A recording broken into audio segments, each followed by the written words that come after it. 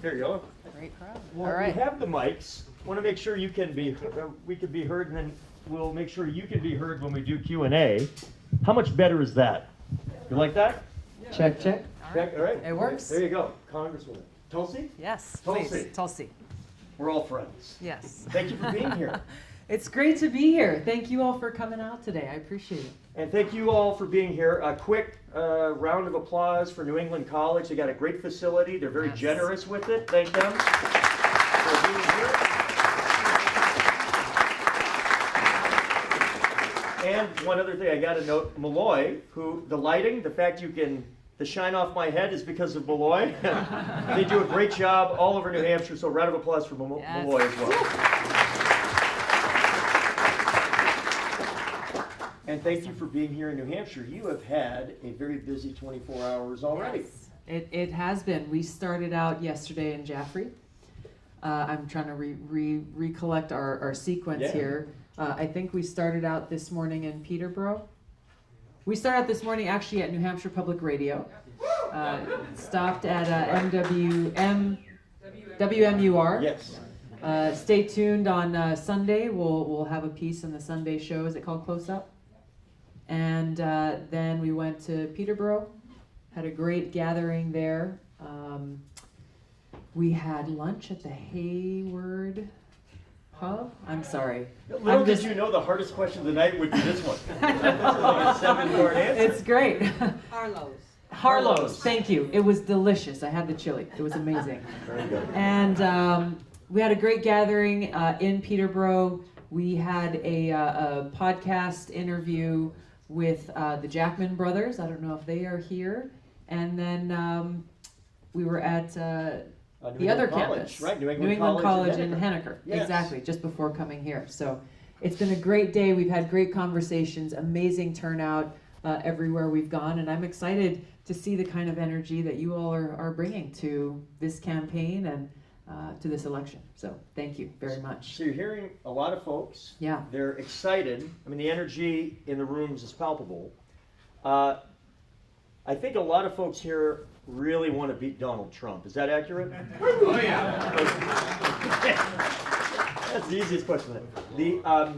But I think a lot of folks are struggling to figure out what exactly is the best way, the best mix, and thus the best candidate to defeat Donald Trump.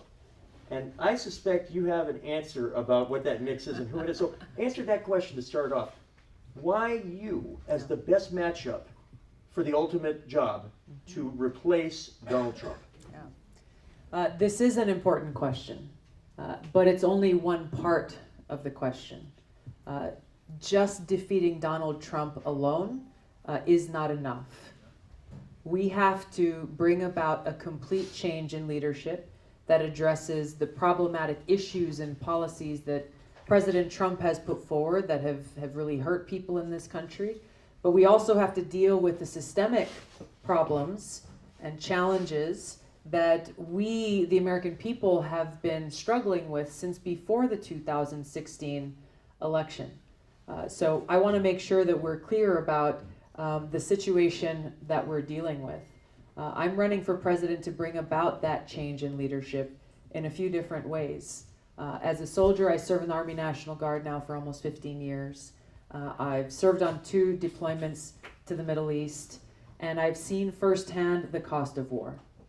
I served in a medical unit during that first deployment to Iraq in 2005, where every single day I was confronted with that high human cost and who pays the price. As a member of Congress for over 6 years, I've served on the Armed Services Committee and the Foreign Affairs Committee, where I have had front row seats to seeing how the professional political class in Washington, the military-industrial complex, and the foreign policy establishment has been responsible for perpetuating this continued regime change war policy that has proven to be so costly, yes, to our service members and to our veterans, but really to every single one of us in this country. Every single one of us who have had our hard-earned taxpayer dollars going to pay for these wasteful wars, trillions of dollars that should be used in investing in serving the needs of our people here at home. So I'm running for president to address this. I'm running for president to bring about this change, to end these wasteful regime change wars, to work to end this new Cold War that we are in, with tensions increasing between the United States and nuclear armed countries like Russia and China, end this nuclear arms race, and take those dollars, take our precious resources, and invest them in serving our people, invest them in serving our needs. It's interesting in watching, getting a chance to meet, as we do, the candidates. Some candidates clearly focus their energy and their passion on domestic, economic, and so forth. Others, fewer, I would argue, in general, have the same level or a primary focus on foreign policy, including defense and defense spending. And you may be unique in the field in the depth, the focus, the attention you put on foreign affairs and defense. And you just hit it pretty well in the last few minutes.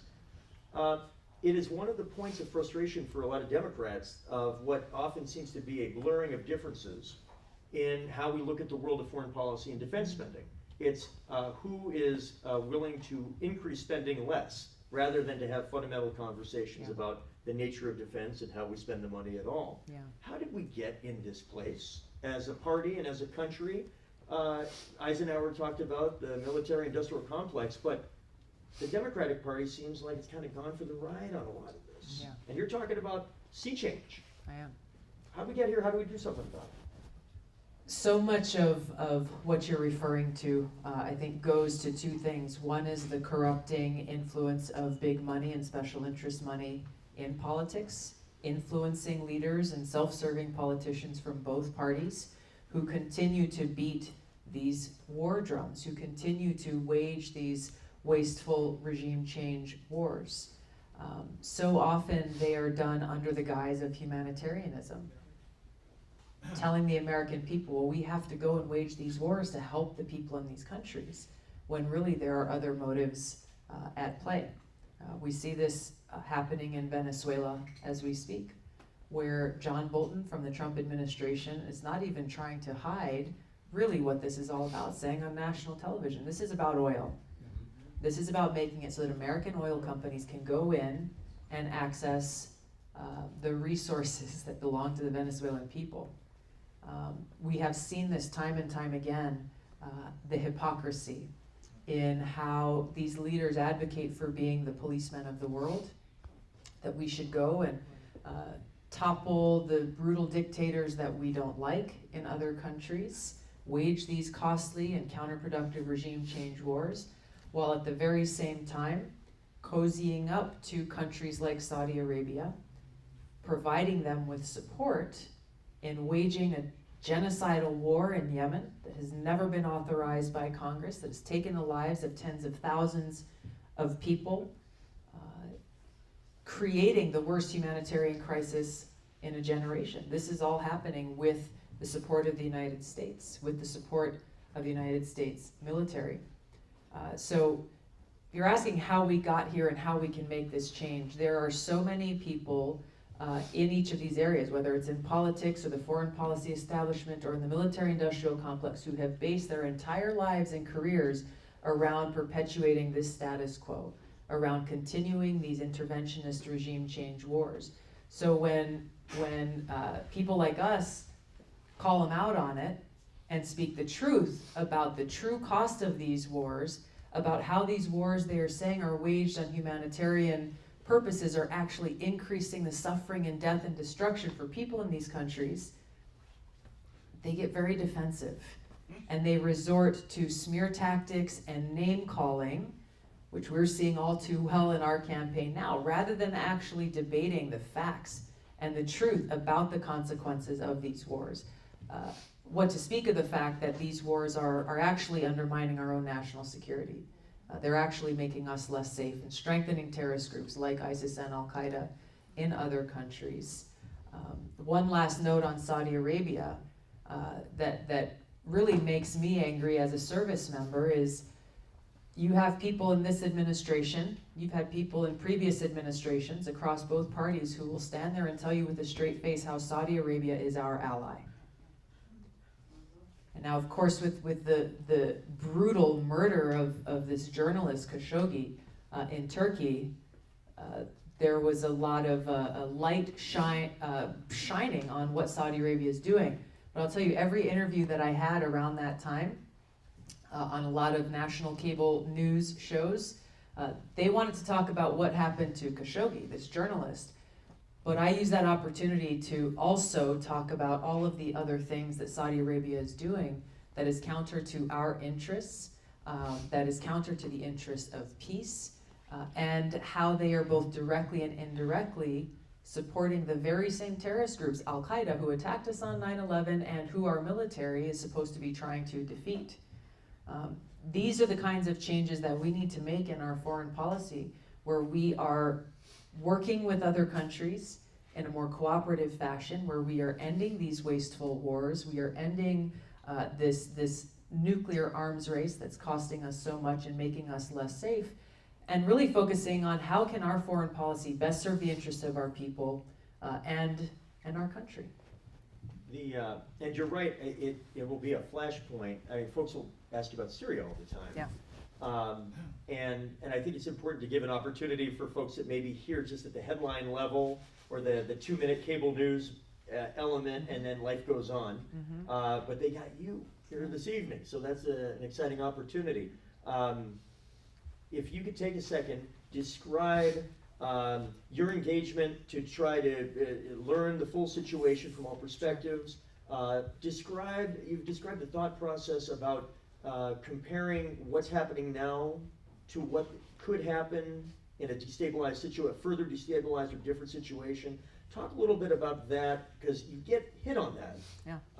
But it's consistent with what you've just described over the last several minutes as part of the sea change or bigger picture look at how we have to think about foreign policy. Yeah. You know, the reality is we live in the world that exists, not the world that we wish existed. Sometimes that's hard to accept, but that's the reality that we're dealing with. It was really incredible to have the chance to go and visit Syria, to see and hear from the Syrian people firsthand, and to see how many of their voices are not being heard here in the United States, are not being heard in different parts of the world, because all we hear through the news is one narrative. And unfortunately, it is the narrative that supports US-led regime change war.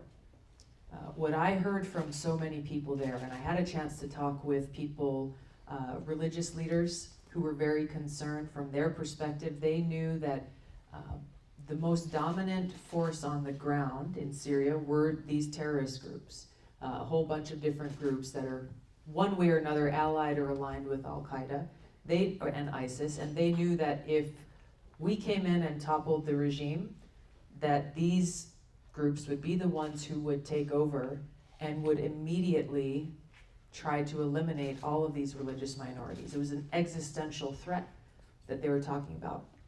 We heard from small business owners, some amazing women who, these two women, one was Shia and one was Sunni. They grew up together, they went to college together, they taught school together, and then they started a small business together. They talked about religious diversity and how irritated they were that anyone would ask them, are you Shia or are you Sunni? We're Syrian people. They talked about the struggles that they were having in trying to rebuild their business, in trying to put their lives back together, which had been destroyed by this war, but were having a difficult time doing so because of the global sanctions that made it impossible for them to sell any of their goods. They were making clothes and garments. They want to be able to sell them, but they can't do that unless they operate on this black market, cash-only economy. Met with leaders of the political opposition, some of the leaders who led protests back in 2011 against the Assad regime, who were continuing to work to bring about changes to their constitution, to bring about changes for their future in their country. Across the board, what I heard from them was frustration and anger that they had the United States and countries like Qatar and France and Saudi Arabia and Turkey coming in and trying to tell them what they should do for their future. Saying, well, we know better what's good for you than you do for yourself. These are fiercely proud people who wanted nothing more than peace and the opportunity to determine their own future.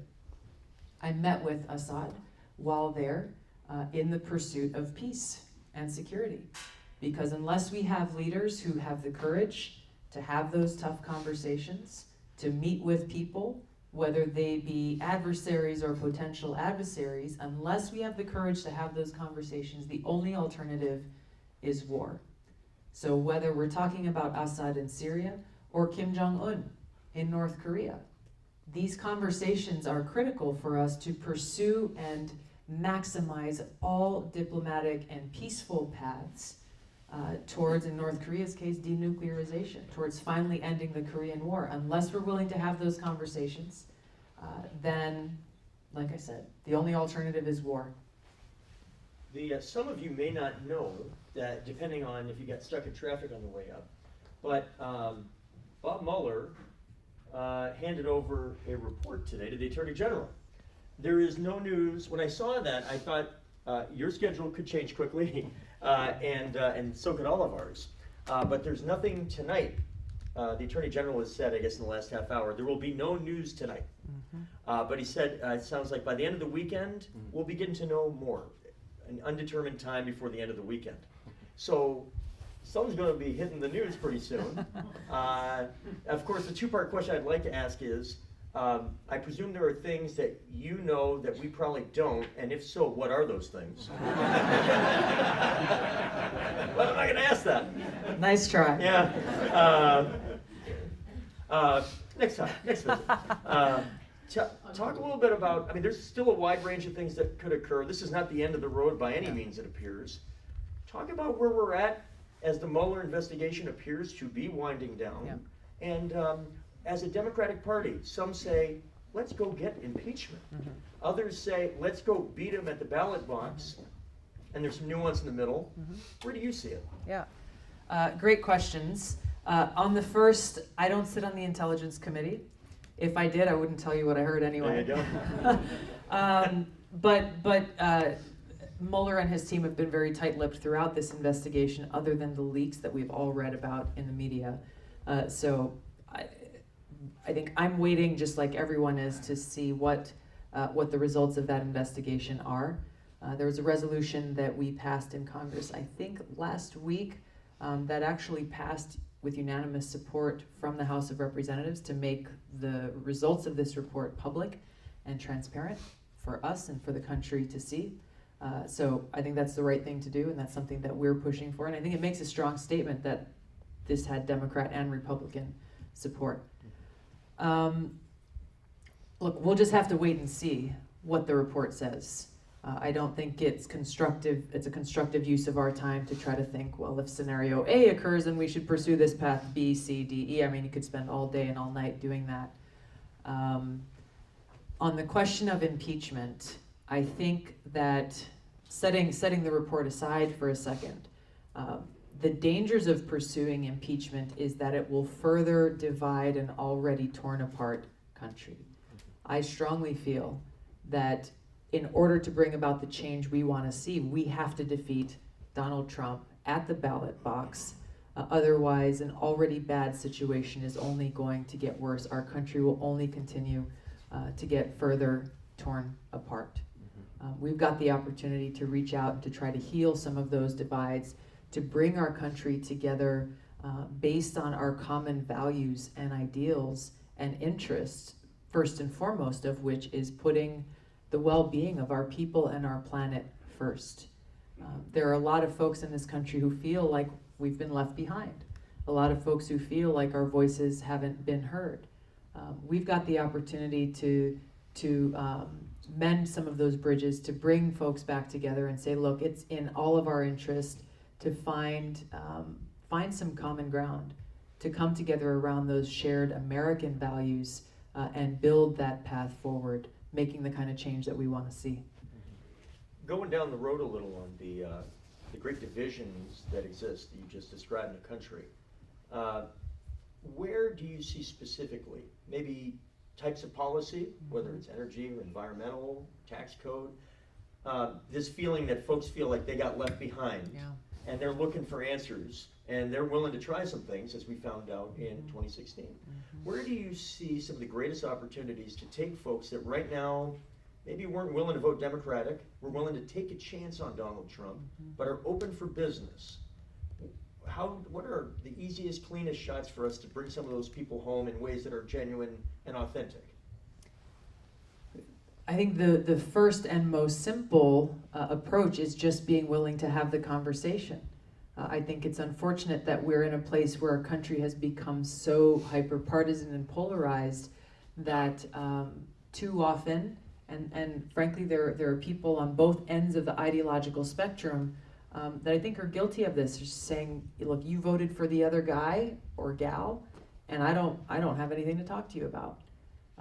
That's not how we move forward. That's not how we come together. So at a basic level, just treating each other with respect. And this may sound simplistic, but it's not something that we can take for granted. Being able to treat each other with respect, to understand that it's okay to disagree.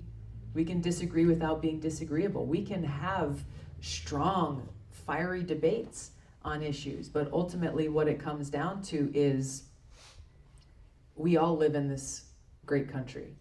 We all have a stake in doing our part and doing our best to make it better, to work towards that more perfect union. That then allows us to get to the issues that that have disenfranchised and frustrated so many Americans. And I think it's different for different people. The economy is obviously one that is top of mind. How we have tax policies, how we have economic policies that favor the haves, that favor the ultra wealthy or the special interests, while leaving everybody else behind. Healthcare is another one.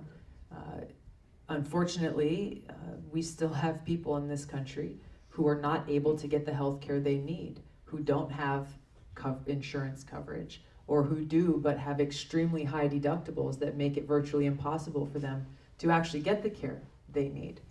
So being able to have conversations about these issues is critical for us to be able to make progress. There are many others, but these are just a couple of examles. Infrastructure is another one that concerns all of us, and making the right kinds of investments. For infrastructure. Yeah. Right. All right. Medicare. Yeah. Medicare for all. Yes. Talk about it. Yeah. To that point, we spend far more in this country on healthcare than any other country in the world, yet we still have worse outcomes. To me, this is unacceptable. It's unacceptable that we have a situation where people who are sick are not able to get the care that they need if they don't have enough money in their pocket. I think this is not who we are as a country, and Medicare for All provides that platform to make sure that there is a basic level of care, quality care, that every single person in this country can get. A couple other hot buttons that I suspect would come up if we didn't mention them. Environmental policy, Green New Deal. Yeah. Obviously, it's a very wide-ranging set of ideas, ideals, not necessarily a ton of specifics at this early juncture, but Yeah. a vision for where to go. How do you feel about that in that current state? Would you call yourself generally supportive? And where do you think priorities should be in terms of environmental and energy policy? I think it is essential that we look at laying down a pathway to take bold, aggressive action to address the climate crisis that we face. That is not the question. Really what's at issue is how best do we do this? I've introduced legislation called the Off Fossil Fuels Act that takes a strong step in that direction, that gets us off of our addiction to fossil fuels and begins to make that investment in a green, renewable energy economy, to include providing workforce training and support for people who are working in the fossil fuel industries to make sure that they're not left behind. I think there's a number of other things that we need to address, to include how our current kind of agribusiness-focused policy in Washington is actually harming our environment, is contaminating our water. We're not making the right kinds of investment, whether it be in sustainable energy or sustainable agriculture that can best serve us. I have some concerns about some things that were left out of the Green New Deal. Concerned that nuclear power was left out, concerned that fracking was left out. So I think it's important that we put our heads together to figure out what is that best actionable path going forward. The nuclear power part, it's interesting, in different activist circles, it seems like a place with some genuine, thoughtful disagreement among Democratic activists.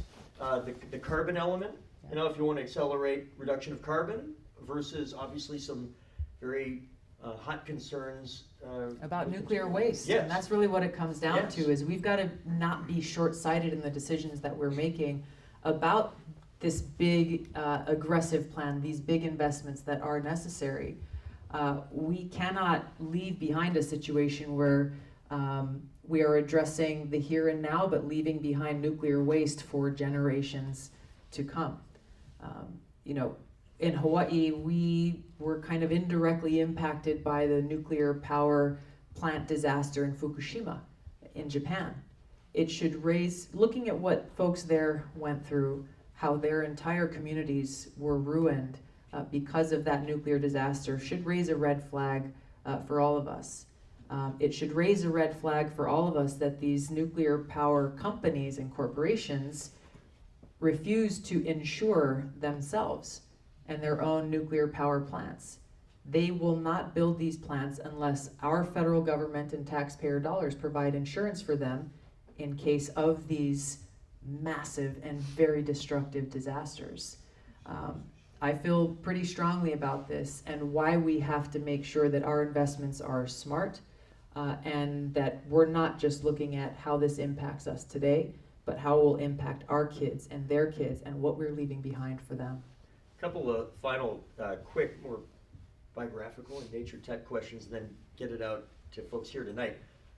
I think for a lot, I don't want to speak for everybody, but for a lot of folks here in the cold Northeast, Hawaii is sort of this exotic, other beautiful, wonderful place, but from very far away, and can maybe seem disconnected from what day-to-day life in Hawaii might be compared to day-to-day life in other parts of the continental U.S. Yeah.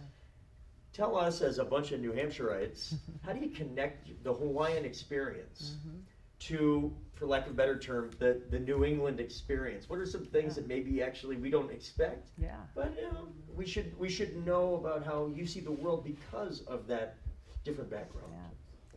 Well, contrary to what some may believe, people in Hawaii have jobs. We work. Kids go to school, get an education. We deal with really bad traffic and crumbling infrastructure. We get to live in one of the most beautiful places on the planet. I love and appreciate the fact that when I'm home, my husband Abraham and I can start our day getting out into the water and going for a surf, showering at the beach, changing in the car, and then going off to work. But that's not so different from the playgrounds that you have here, and you live in a beautiful state as well. Our experiences in this country, even though we come from vastly different places in our geography, I think are not so different. We are dealing with many of the same challenges that people here in New Hampshire and people in other parts of the country are dealing with: a high cost of living, a lack of adequate funding for our schools, a lack of resources being invested in our infrastructure. The Army Corps of Engineers just announced recently for our state of Hawaii, in order to get our infrastructure up to where it needs to be would require over $1 billion of funding and investment. We have the worst traffic problems of any state in the country. Protection of our environment and climate change is something that is directly impacting our people, our state, and our future. There are a whole healthcare. I mean, each of these different issues that I've heard from many of you as I've had the chance to travel around your state are many of the same challenges and things that our folks in Hawaii are concerned about. I think we all in this country have a lot more in common than we may realize. We have an amazing opportunity before us to come together and to speak with one voice about really making the kind of big and systemic change we need to see in this country, where we are fulfilling that vision that our founders had for us, where we are electing leaders who are of, by, and for the people, leaders who are accountable to us, to the people, who put people before profits and people before politics, changing this this corruption of spirit that has cast a shadow over our country for far too long, to one where we have leaders who are putting service before self, is the key to fixing so many of these systemic problems that we face. Probably the last thing I'd like to ask you is, now that you've been doing this for a while, this running for president thing, it can seem dysfunctional. Not you or your candidate, the process, the things that we focus on as people, not at all. But what's it like, how's it working, the process of trying to figure out who the next president should be? When you're in the middle of it, do you ever say to yourself, is this really the way that we should be doing this? I don't mean the Electoral College. Yeah. I mean, I'm just like the way the media follows it, Yeah. the questions we ask. Yeah. Are we doing this the right way? The very best part of this campaign of running for president is being able to be here in rooms like this. Like, no BS. People in Washington and people back home, they'll ask, like, how's it going? It must be crazy. It's this and that, it's this and that. This is the very best of this campaign, because this is what is at the heart of our democracy and our country. And the fact that there are so many people like you, in communities across New Hampshire and communities across the country, who are taking it upon yourselves to be active participants, to be engaged in this process, to be leaders in bringing about this change. It's incredibly inspiring. And yeah, sure, it can be messy. Yes, we have issues with biased mainstream media and obstacles that are placed within our path. But the people who are in Washington, who have those positions of power and influence, they constantly underestimate us. They constantly underestimate the people. They don't think that we're as smart as we are, and they don't believe that we have what it takes to kind of turn over the apple cart, to change this power paradigm to one that brings the power back into the hands of the people. Well, that's kind of our job here. We better get it It right. is our job. So I think what we'll do is, I'm going to hand over this mic, and so that we can hear you, and I will try my best to get everybody here and fire away. Your hand went up first. You were ready to rock. So. Aloha nui loa. Aloha, sir. My name's Alan Verback. I live a little north of here, up near Gunstock. Was in Hawaii right around the time you were born. I was stationed in Pearl Harbor. Nice. So as a veteran, I believe in the premise of that America and Congress must respond to the will of all the people and not just the people with the money. Yes. So I don't care if it's the NRA, labor unions, Big Pharma, APAC, or Planned Parenthood. I expect our elected representatives to be just that, representative of the will of the constituents.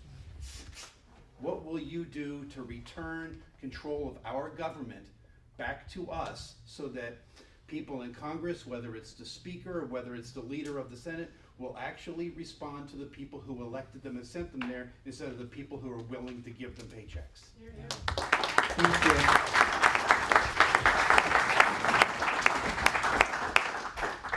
You have just raised the issue that is at the core of how we can end this legal corruption that essentially exists, where those who have the money have the influence, and the voices of the people get lost in the process.